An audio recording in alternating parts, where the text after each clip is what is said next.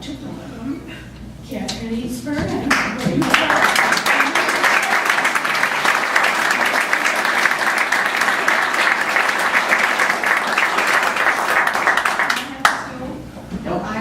I'm sorry, I should not have done that.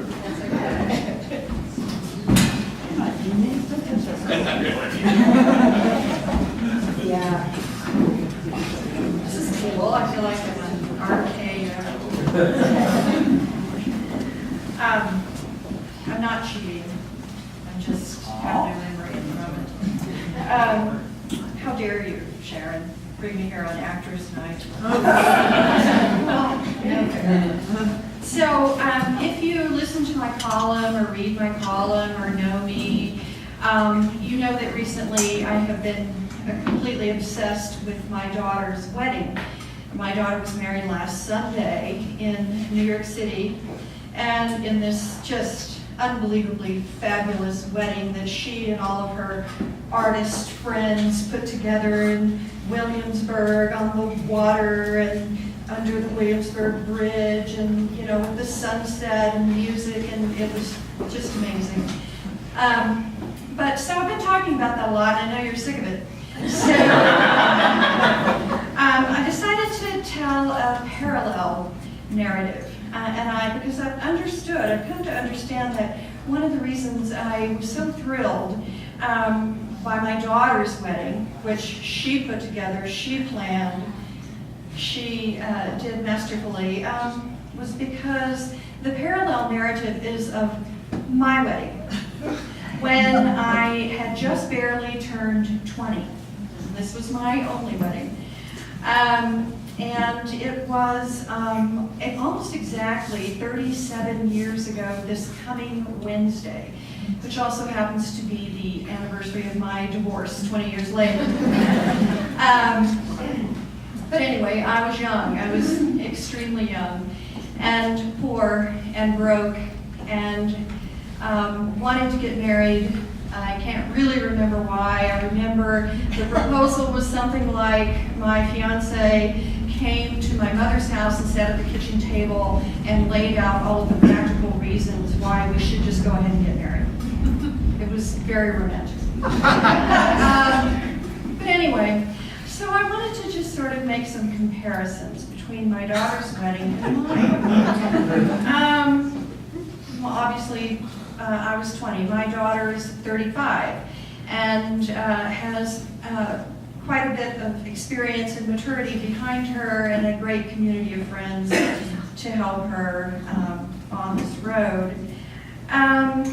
When we arrived in Williamsburg, in New York, and we landed at LaGuardia, and we got ferried to the Marriott at the foot of the Brooklyn Bridge, and all the out-of-town guests were staying there, and it was lovely. Of course, we can't afford it, but we have credit cards now, which is, another difference between then and now, 20 years ago now.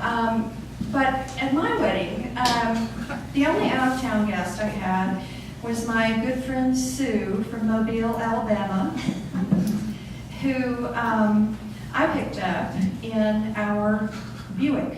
The guy I was going to marry had a grandfather who had died that year and had left him his handicap access giant Buick that you drove with hand controls, because he was a paraplegic from his war experience in World War II. So it was this bizarre car, and to accelerate you went to brake you went me, and you drove it like this. So that was our wedding transportation. No limos, no hotels. As I recall, that night, the night before the wedding, my one out-of-town guest, Sue, slept in my bed with me, and I remember that because we didn't have a rehearsal dinner, unlike the Williamsburg wedding, in which the rehearsal dinner was at this great restaurant with fabulous food, and we didn't have one because the groom's parents traditionally do that, and this groom had no parents. And so that wasn't even a consideration to have one of those. And but what we did have that night, Sue was spending the night with me, and we'd been sitting up talking, and we finally went to bed. And what happened on rehearsal dinner night was my brother gave a completely inappropriate bachelor party for this very serious young man who I was marrying, who had barely gotten out of high school and was such an innocent. And my brother and his friends at that time were working as orderlies at the state mental hospital downtown in Memphis. So they got a nurse's aide to come and be the stripper for the evening, and all we had, we have snapshots of his experience at the rehearsal dinner, which were shots of him walking in the door, and all of a sudden his face just going, as this woman was approaching, and then shots of the back of his head as he was running out of the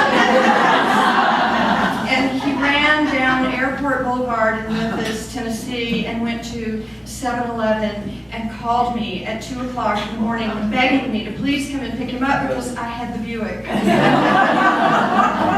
So I did, and the night before my wedding, my fiance slept on my mother's couch in the den.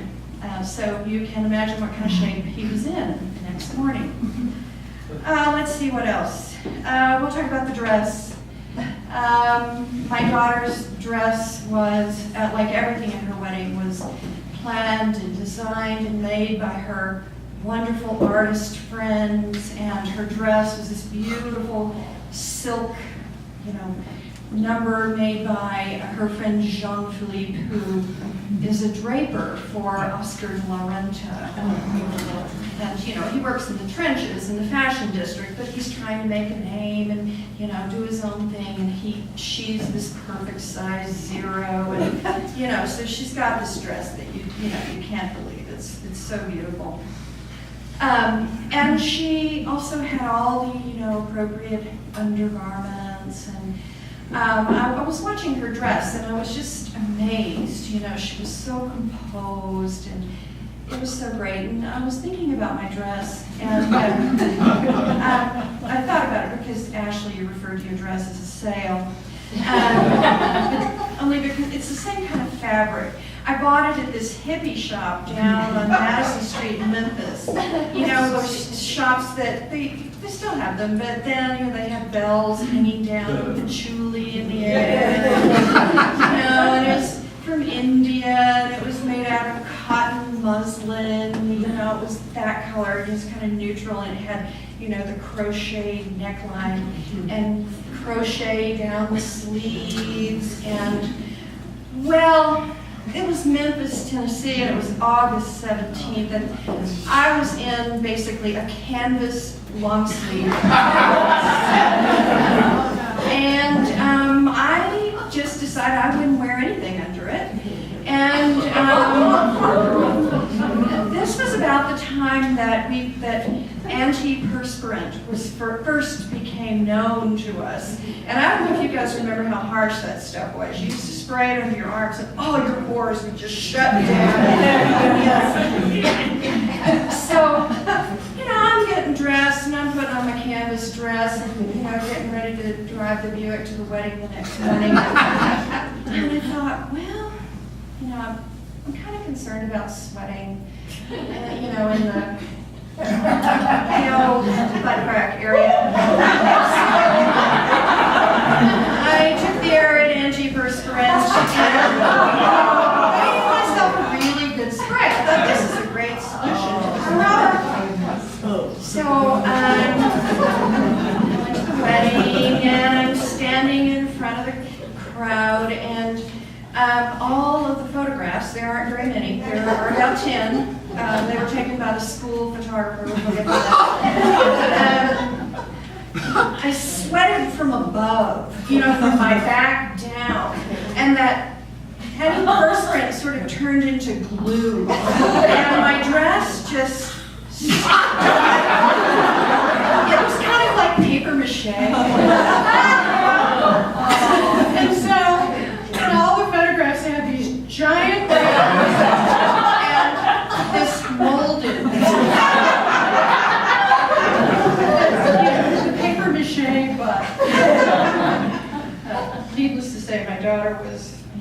smarter about her silk gown and perspiration.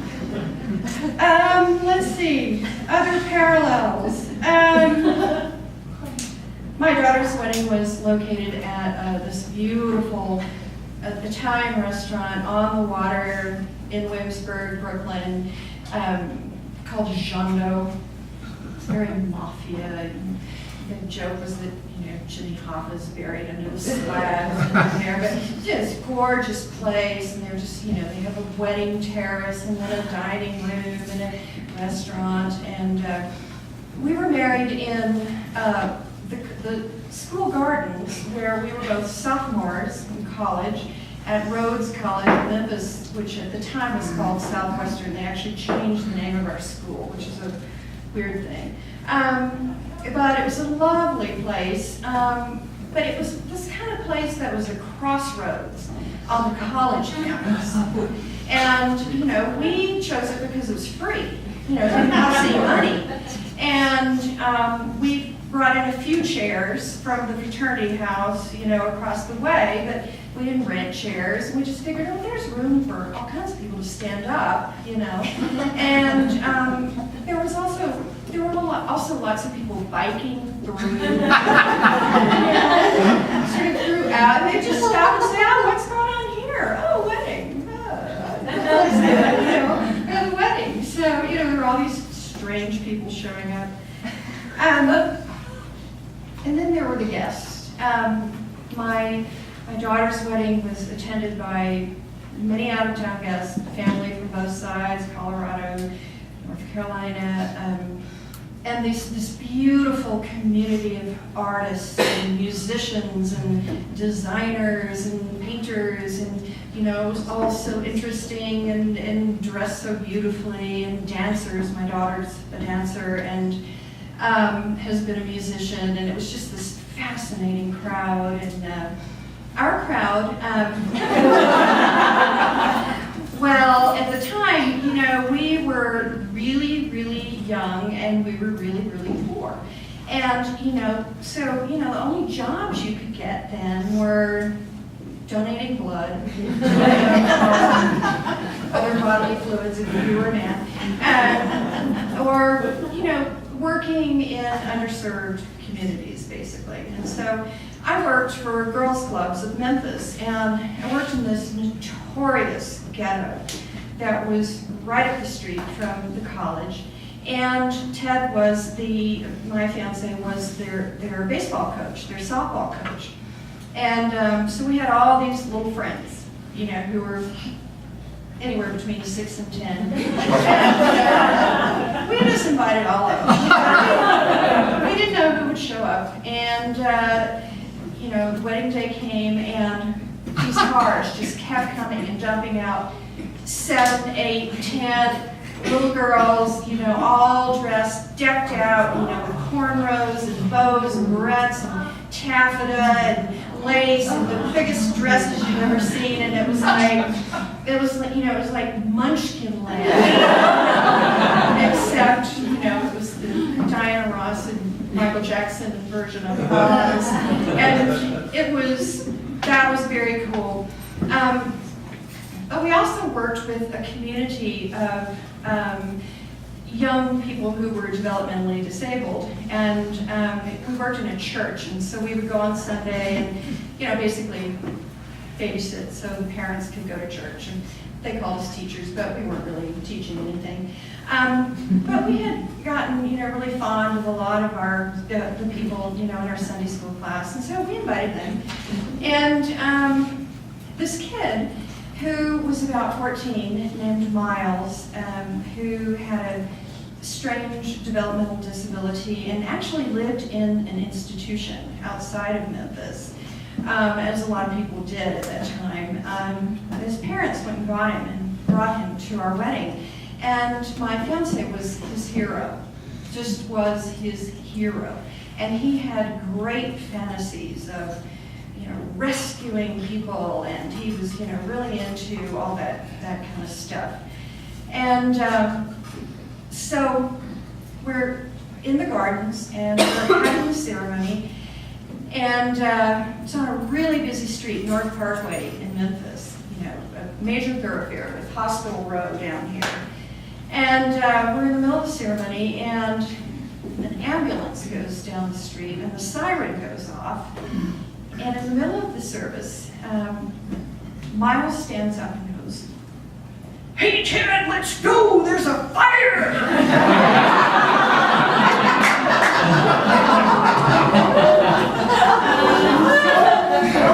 We kind of stopped everything and, let him know it was fine, everybody was okay. But that was kind of how the ceremony was. It was a little hit and miss. And then there was the music. My daughter had spent a number of years working as a musician, and so did her now husband. And they're part of a community of very talented people who, composers and rock stars and, studio musicians, and who all came together to be the wedding band at her wedding. And they gave them a playlist. Said, here are all the things that we want here. And they did all of it. The processional was done to this beautiful Mahler vocal piece that a guy named Nick Hallett did, who's a very beautiful tenor, has this lovely tenor falsetto voice, and it was so beautiful. And at my wedding, we had I thought, well, we need a song, and I didn't know any musicians, but my sister, my younger sister, did musical theater, and she was 15, and the kind of musical theater she did, she did the touring act of Up With People. I don't know if you remember Up With People, wherever you go. And so there was this girl in her troupe, Ruth Ann, and she said, "Oh, Ruth Ann can sing anything." I'm like, okay, Ruth Ann is it. Ruth Ann is it. That's it. It's the song we want. And regretfully, I have to say, the song was Bridge Over Troubled.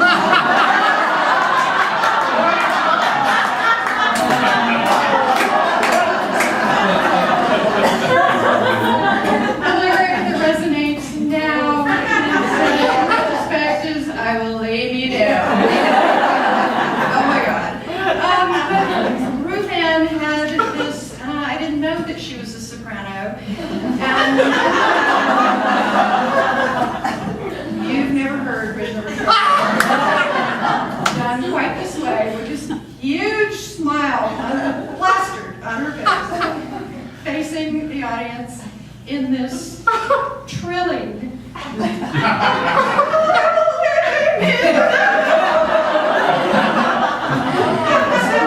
That was our music. It was good. And then there was the reception. And my daughter's reception was at Jondo, and the band and the dance floor and the dinner and the tables and the view of Manhattan across the river and the lights coming up and the Williamsburg Bridge. And it was so glamorous. And ours was across the driveway in the Capsig house. My fiance was kind of an honorary member of the Kappa Six because they were about to get kicked off the campus, and they needed somebody to keep their collective grade point average. And he was a great chemistry geek, so they were like, oh, we like him, he's nice enough, and he makes straight A's, so he's in. So to get ready for the reception at the Kappa Sig house, it was pretty easy. We just went in that morning and we took all the furniture and threw it in the backyard. And mopped the floor, and that was it. It was quite simple.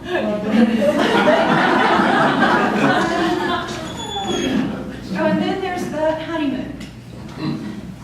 So, everybody's anticipating the honeymoon, and where are you going to go, and what are you going to do, and my daughter and her now husband waited a day, and I got to see them the day between their wedding and their honeymoon because they were going to Iceland, and they were going to spend 2 weeks in Reykjavik, and they were doing an apartment exchange with their friend, and they're planning this great trip, and we were planning a great trip too, and